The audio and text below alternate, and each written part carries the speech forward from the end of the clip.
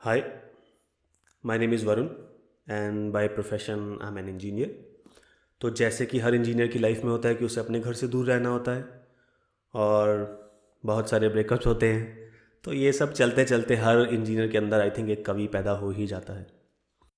तो मैं अपनी एक पहली कविता जो है वो एक माँ की भावनाओं के साथ स्टार्ट करना चाहूँगा। तो जैसे आजकल जॉब के लिए हमें बहुत दूर विदेशों में यूएस में यूके में कहीं कहीं रहना पड़ता है। तो इस वजह से माँ बाप जब अकेले पड़ जाते हैं तो कुछ इमोशनल फीलिंग्स उनके अंदर चलती रहती हैं। तो जैसे एक माँ अपने बच्चे को फ़ोन कर रही है और वो उसका फ़ोन नहीं उठा रहा है, तो उसका फ़ोन का इंतज़ार करते हुए कुछ विचार उसके मन में चल रहे हैं, तो उन्हीं को व्यक्त करना चाहूँगा। तो उन्हीं फीलिंग्स को लेके साथ चलिएगा तो शायद आप पहुँच पाइएगा जहाँ तक मैं पहुँचना चाह रहा हूँ। तो कुछ यूँ है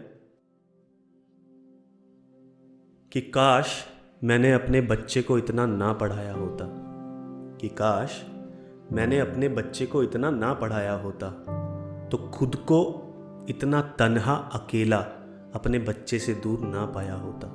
काश मैंने अपने बच्चे को ना पढ़ाया होता। काश उसे दूर देश का सुहाना ख्वाब ना दिखाया होता। काश उसे दूर देश का सुहाना ख्वाब ना दिखाया होता तो हमारे बीच में यूं मीलों का फासला ना आया होता। काश मैंने अपने बच्चे को ना पढ़ाया होता। शायद वो यहीं होता हम बुजुर्गों के साथ उम्र के इस पड़ाव पर। शायद वो यहीं होता हम बुजुर्गों के साथ उम्र के इस पड़ाव पर, अगर उसको रुपए से ज़्यादा डॉलर में मज़ा ना आया होता।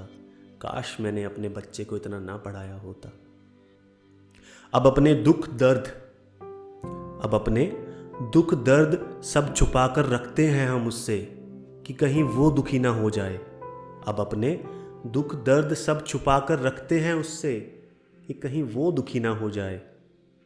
अगर वो यहाँ होता तो ऐसे अपने ज़ख्मों पे पर्दा ना गिराया होता। काश मैंने अपने बच्चे को इतना ना पढ़ाया होता। अब बस एक फ़ोन की स्क्रीन में सिमट कर रह गई है हमारे रिश्तों की बुनियाद।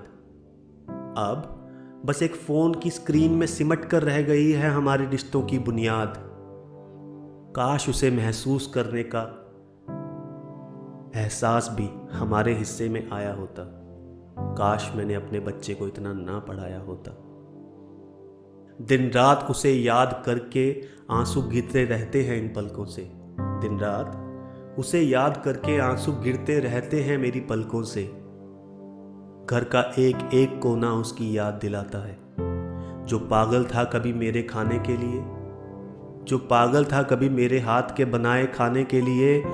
काश उसे वो खाने का स्वाद ही वापस ले आता। काश मैंने अपने बच्चे को इतना ना पढ़ाया होता। काश मैंने अपने बच्चे को इतना ना पढ़ाया होता।